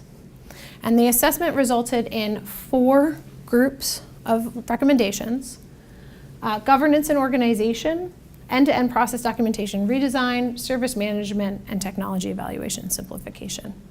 Phase 1 is what we're working on right now, and that is to develop a formal governance group with responsibility for strategic vision, process ownership, service alignment, and end-to-end issue resolution. We'll also help them to redesign their payroll organizational structure as necessary as part of this first piece. Our second piece is looking at end-to-end process documentation and redesign. At VCU Health, payroll structures fall within finance, the vertical, but the processes stretch across IT, finance, HR, you name it. And so we really have to have an end-to-end comprehensive focus on what is best and most efficient and will produce the best result for the client. And so what we're doing right now is we are finishing out our current state assessment of their processes.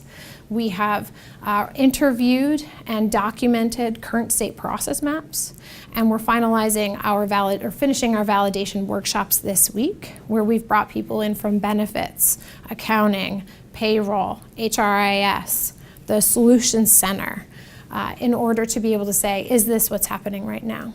Once we complete this, we'll design for the future.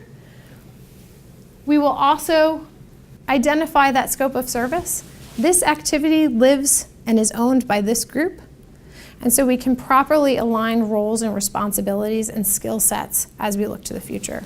There's a lot of confusion about who is supposed to do what right now, and so by properly identifying ownership of each activity, we'll be able to help them with that. We're also going to design service level agreements and metrics that they'll use in the future, and then assist them with the development of some very basic, I call them desktop procedures. Here's how you do this job. Here's how you do this activity, so that everybody is doing the same thing as they move forward. Phase 2 will build on this, and phase 2 will take all of the learnings and recommendations and work that we did out of these pieces, and we'll identify technology systems that can support it. And so that means potentially a new case management system. They're already using ServiceNow for HR, so maybe we'll bring that over for finance to assist with that. We're also looking at what can they do as part of their payroll system in order to make their processes move more efficiently, to streamline them, to reduce waste as well. And so that will likely happen, kick off at the end of the year. And Kristen, just for my benefit, who's working on this? What's the team size? Yes, so it is myself and Hayden Overly. She is also here at the Atlanta office, but is up in Richmond right now. Ellis will be joining us. Hey! And then we have a contractor who's serving as a technical advisor. So 3 people, boots on the ground, 1 person providing guidance and advice, and then we have 2 partners associated with it. So, and I think that is generally, that's a normal size team. And on a day-to-day basis, when you're over there, how often are the partners there with you? Maybe 1 day a week. And I bring it up because that's part of, I think, both the thing that got me excited. Mm-hmm. It's this idea that you're expected to really be able to, again, manage all those altitudes, engage directly with all of those pretty senior clients, manage a room with a bunch of different stakeholders with a bunch of different agendas, and sort of process that. And to that point, we are engaging directly not only with the directors of the departments, but we're also engaging with the chief human resource officer, the chief financial officer, the chief information officer for the system. They are members of our executive committee. And so we answer to them, and so we have to be prepared to speak to them and answer their questions. It's a fun little fun thing. It's cool. I'll hand this over to you. Cool. another funny tidbit when Kristen was talking about service management and making sure, who's going to do what work. The way I always like to describe it is, there's a difference between Pee-wee soccer and professional soccer. So I don't know if you guys ever watch Pee-wee soccer or watched Pee-wee soccer recently. Everyone just clumps around the ball and like keeps kicking at each other, shins, ball, whatever, until the ball suddenly slips out, and then they sort of clump again. Well, that's sort of, without shared service, a lot of times what you'll find is folks don't know who's doing what, and so everyone just clumps around the same problem. So you have 4 different cooks in the same kitchen, and they just move to the next problem and the next problem. Whereas in professional soccer, when you're passing to an empty field, and you just know and expect that the person's going to be on the other side to get it. And that's sort of what you're trying to do and define here in shared services as part of that work. Who are the partners on this project? Jared Crosby and Scott Manning, both out of the Atlanta office. Scott's office is right back there. Jared is down the hall towards Jennifer. Okay, I'm going to try and run through this fairly quickly. So this is a case study, Kaiser Permanente. We have now been with Kaiser 2.5 years or so. This is what I would categorize as a strategy project that sort of evolved, and the strategy focus that we've been brought in to do has changed over time. So we'll just sort of talk through one of the things that we've been doing with them, and once you see the scope, you might understand why it's sort of been 2.5 years of engagement. Kaiser, big company, big focus. You can sort of see it in the picture. They've got sort of a bunch of areas of the country that they focus in on, and they do a lot of work. This is part of the other thing that in VCU I saw 27,000 employees. That's one of the things that gives me a shot in the arm sort of doing this work. Your impact is very tangible, very direct, and it's on a scale that you have a hard time replicating in other projects.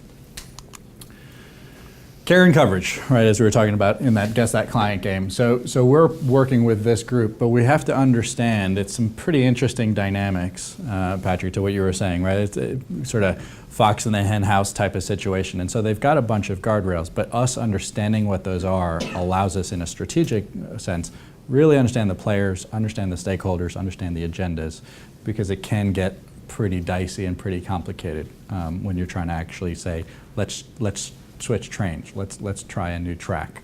Everyone's sort of got to get on board and say, yeah, that's a good idea. So our work is primarily in the health plan, and our focus is on shared service, but I'll say it's shared service in a very non-traditional sense. It's the strategy of shared services. How do we scale? How does Kaiser think about scaling? I realize, but it just gives you, if you can squint and look, it just gives you a flavor of the different kinds of things we're doing. We're working in finance, we're working in HR, we're working in this thing called ESS, which is Enterprise Shared Service, things like pharmacy, security, actual physical security of the hospital, security services. And then MSSA, Member Services Administration, so the health plan itself. How do you actually get insurance coverage? How do you get your cards for your insurance? How do you get calls answered for your members who have sort of insurance questions? And so we are really looking at the whole thing to say, okay, Kaiser, sort of this is to your question, that general, Kaiser was just like, we want to do something. We haven't quite figured out what we're going to do. Help us think it through. So it is truly sort of strategy level. We're not, at this scale, we're not implementing, or we'd need all of ScottMadden to basically participate.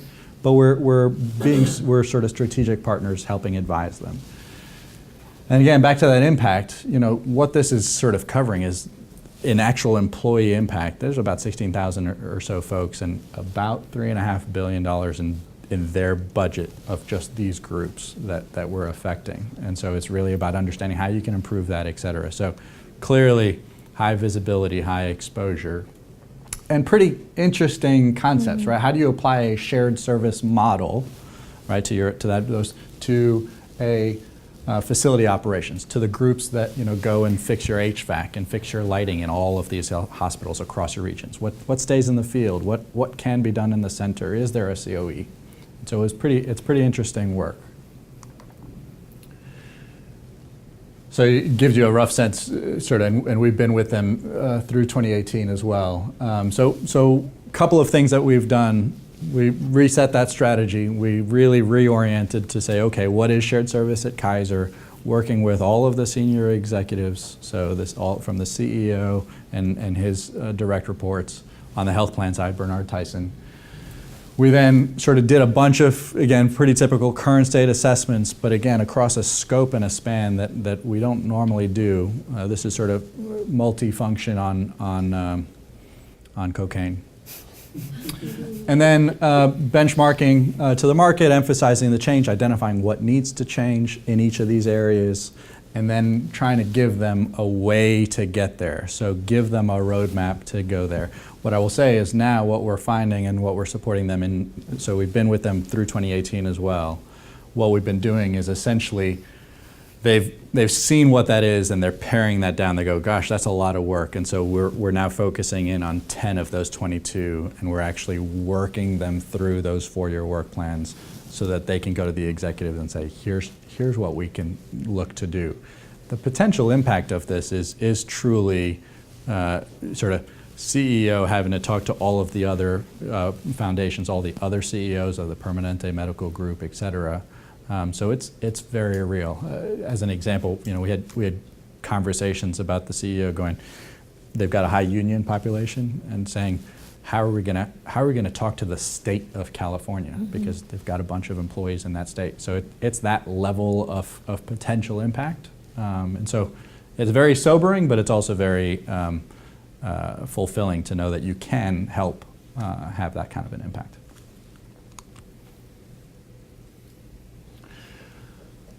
One of the things we talked about, and this goes to your sort of shared service, we took a sort of traditional shared service model, but we found that the work was so non-traditional that we really had to start to reframe those models in ways that they could understand it and they could absorb it. So it wasn't that we were changing the model, but the way we talked about the model and how we described it had to adjust so that they could see themselves in it.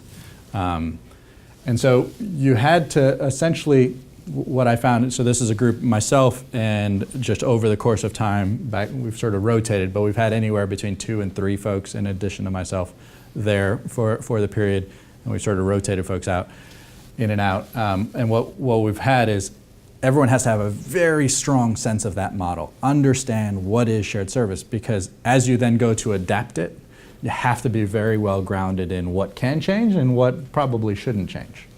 Do you see a similar kind of thing when you do corporate and shared services in higher ed? Yeah, so healthcare and higher ed have a lot of similarities, particularly the very distributed decision rights, the power sharing, right? In healthcare, you've got sort of the physicians have a lot of power, and then you've got administration for sort of a simple term.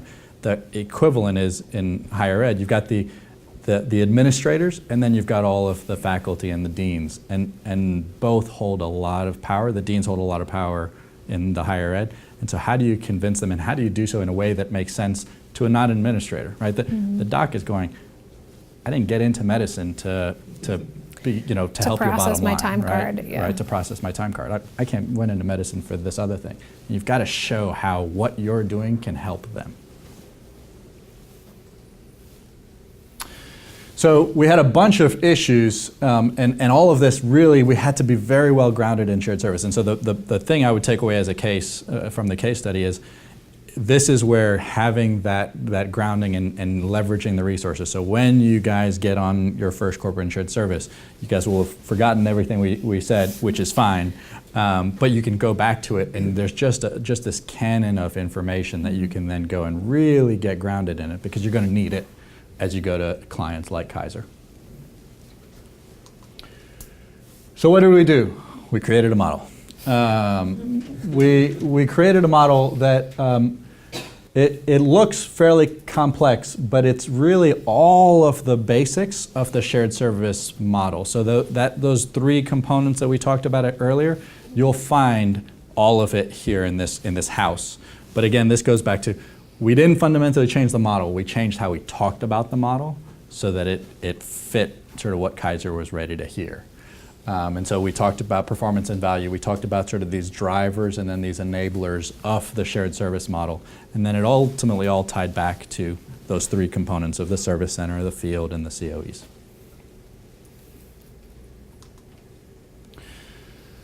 We then did, I thought, something that was pretty cool. We started to talk through, again, part of this strategy. Kaiser was sort of thinking, very big picture, blue sky, how does this go? What can we leapfrog? What can we accelerate?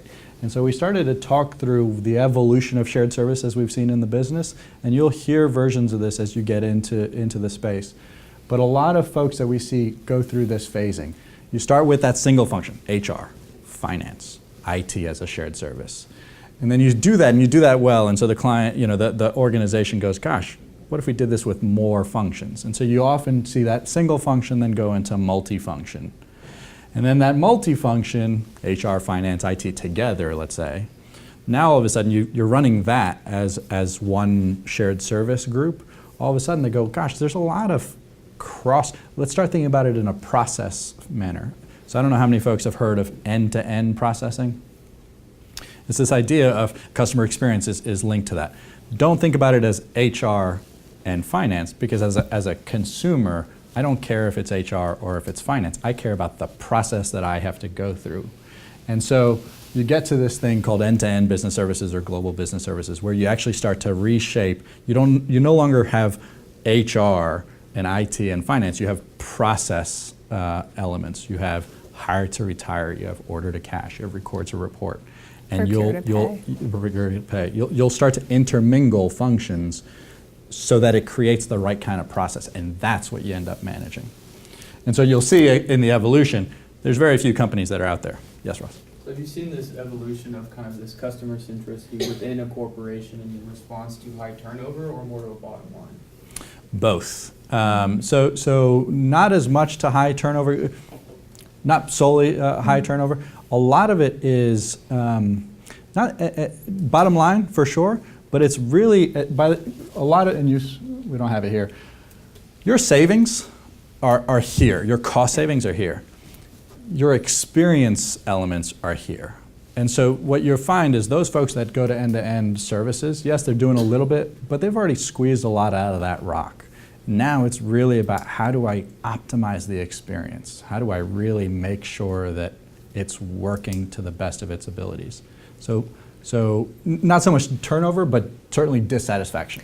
Well, and if you think about it, right, if you optimize that experience that the employee has from the point that they're hired all the way to the point that they're retired, that employee is going to stay with you through retirement. And an employee that you have in-house is less expensive than an employee that resigns and you having to go back out and bring a new person on. It's far cheaper to keep somebody there, have them transfer between roles, than it is to bring somebody completely brand new into the organization. So it is, by virtue of that build out of that engagement and experience, it helps to prevent turnover.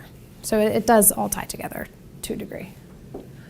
And again, the cool part I thought with this was we were really being very leading. We're being pretty strategic in this discussion. Yes, it's grounded in reality, but this is a kind of conversation, because again, the implication to this is massive for an organization. Mm-hmm. And we were having this conversation sort of at that C-suite level to say, hey, here's how you could be thinking about it. Because what they were saying is, what can we leapfrog versus what can't we? And the short answer was, okay, crawl, walk, run, right?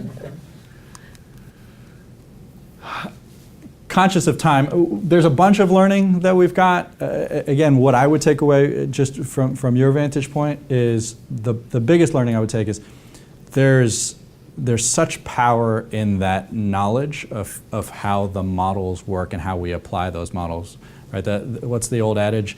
If you want to know if you know something, try and teach it. And this is a great example. You're trying to bring your clients along in the shared services space. And so the only way you can really do that effectively is if you yourself know it and know it well. And that's our job to make sure you guys have it. And I think that's what makes for a pretty cool working environment. We're going to skip this. In the interest of time, we do a bunch of other work. I think you guys know that. How's the practice organized? So corporate and shared services is organized, and we've sort of, I'll say, have these functional areas of oversight and specialization. So Scott Manning leads, fearless leader, leads all of us. And then we've got a couple of sort of leads in each of our towers, for lack of a better word, right? So we have Brad in finance and multifunction, Courtney in human capital management, John in tech. Andy Flores, I think, actually needs to shift. You'll see it later on. So Andy recently switched roles into Chief Administrative Officer type role, right? And so Trey Robinson is now the supply chain lead. And then Karen Hilton leads all of our Andy research. earlier. He said, "Hi, I'm Andy." And then you'll meet Trey for the communities of practice as well. That's right. And so Karen really does all of the engine around all of our marketing, all of our research, all of our benchmarking that sort of informs all of the other groups. So, and you'll hear more about these COPs tomorrow, but for each of those silos, we have these communities of practice. So it's ways to essentially get not just inculcated and understand and get educated on shared service, but then get a little bit deeper into each of those functions. So you talk about sort of what is topical and top of mind in the market for HR, human capital management, or for finance and multifunction, or for supply chain. And it's a way to understand and get smart on and essentially become a better consultant through these COPs, because it's essentially cross-learning that you're doing. We meet, roughly once a quarter? Once a quarter. Yeah. Well, I think some have sort of every 2 months. And so the example Kristen mentioned, we've got a healthcare COI that Kristen and I are part of, hence our focus. COI, community of interest versus community of practice. We're a fledgling community of practice, nascent. But it's the same thing. It was a bunch of folks that were particularly interested in healthcare, and we said, why don't we just all get together every couple of months and share sort of what we're learning, what we're seeing in the marketplace, so that we can all be smarter. To plug the next meeting, it's June 22nd. Let me know if anybody wants the invite. Awesome. I'm a terrible marketer. Thank you. So within each COP, just quickly touch on the key players. So, we similarly again, Trey is leading the COP itself. Andy, Mark, Kim, John, they're all supply chain experts. So the reason, why is this valuable? As you get onto a corporate and shared service project, as you get onto a supply chain corporate and shared service practice, know that these are some go-to folks to just start to pick their brain on to say, hey, where do I even go on SID to start thinking about this supply chain project I'm about to jump on? For you Atlanta people, all Atlanta. John Francis over that way, Kim Davenport down that way, Mark Miller all the way in the back, and then Andy also has the beautiful office that Jennifer was talking about earlier. And Trey's in Charlotte. Yeah, and Trey's in Charlotte. So. Similarly on the finance side, so again, and the thing that I know you've heard it already in the videos, but these guys are all really approachable. Even the I don't even know where to begin, help me think about where on SID I should start. Invariably, there's a couple of links that get shot your way. So finance, F&A expertise. HR, you might recall that pie that we did. A lot of our work is in HR. And so you'll actually find the sort of list, I would argue, can continue to grow here, or can continue to be add on here. Here's a list, certainly a starter kit for folks to reach out to, but it is hard to find folks who have worked in corporate and shared services who have not worked on an HR project. So I'd say you're pretty safe bet that you can sort of throw a dart and you'll find somebody who can help you. And then IT, you heard from Henry that IT cybersecurity work that Kristen was talking about was Henry sort of raising his hand and saying, hey, I'm interested in this. This is what I want to go do. You've got Kerner, Dave Adams, and TJ among, again, other folks that have gotten involved. And then lastly, our C&SSOverview research team, who sort of does all of our survey work, our sort of the data question, Indiana, that you had, right? They help us sort of engage the client via surveys, et cetera, to create data when they might not have any. And they're all based in Raleigh. Thank you. And so with 3 minutes, we'll close with one more plug, because we haven't done enough of those. I think. Yeah, I think we'll have that's it. 2 more slides after that. My name is Janet Gilmore, and I'm a Vice President in Human Resources at HCA, a large hospital and healthcare company based in the U.S. I consider ScottMadden to be probably the most strategic partner in my career at HCA, in particular the 14 years I've worked inside of Human Resources. I've worked with a lot of other firms, but I believe there are some key differentiators of ScottMadden. First, ScottMadden consultants seek first to understand. They listen, assess, then they don't bring cookie cutter solutions. They consider all of the factors and work with us and collaborate with us to come up with the solution or the direction that will be best for us. Second, ScottMadden consultants are doers. Of course, strategic direction and vision and themes are always part of the engagement, part of the conversation, but unlike other firms, it doesn't end there. ScottMadden consultants roll up their sleeves and right alongside me and my internal team dig into the real work. And in the end, the work product and the deliverable are always of the highest quality. Which brings me to what I think may be the most meaningful differentiator at ScottMadden, and that's ScottMadden's people. I've always been amazed at the talent ScottMadden brings to the table. Versatile, insightful, intelligent, hardworking, but also pleasant and patient and influential, just really wonderful people to work with. I've had the good fortune of working with outstanding individuals across all tenures and levels at ScottMadden, and in my experience, the onboarding approach ScottMadden uses is flawless. So if you've just joined ScottMadden, congratulations. I think you've joined a really outstanding organization and have a future ahead of you of rich experiences working with great colleagues and I hope really outstanding clients. To give you a frame of reference and a sort of a closing thought, you'll probably hear Stuart say this as well. Your clients become your personal friends. Stuart, I've worked on a few projects with him, and he'll always start introducing the project and saying, so-and-so is a personal friend of mine, and then sort of describe the project. And the reality is, it very much becomes true. I'm trading texts of my kids with a client that I worked with 3 years ago. You go through this journey together. It's not happening at them, it's not happening to them, you are with them. And I think that is a pretty big distinguishing factor. I think Scott, who you guys will meet for the Consulting 101, I've heard him say frequently, we're actually pretty bad marketers, or bad sellers, which is remarkable, right? We do pretty well, but he's like, we don't sell the way that you would hear from other firms. It's relationship based, it's sitting down and talking to you about what your needs are and how we can help. It's talking to you about how you feel about a solution that we present. Does this make you nervous? Does it make you anxious? Tell me more about that. And that, I think, is really the difference between maybe us and some of the other companies. You guys have been pretty good with peppering with questions as we went throughout, but any last parting thoughts or questions?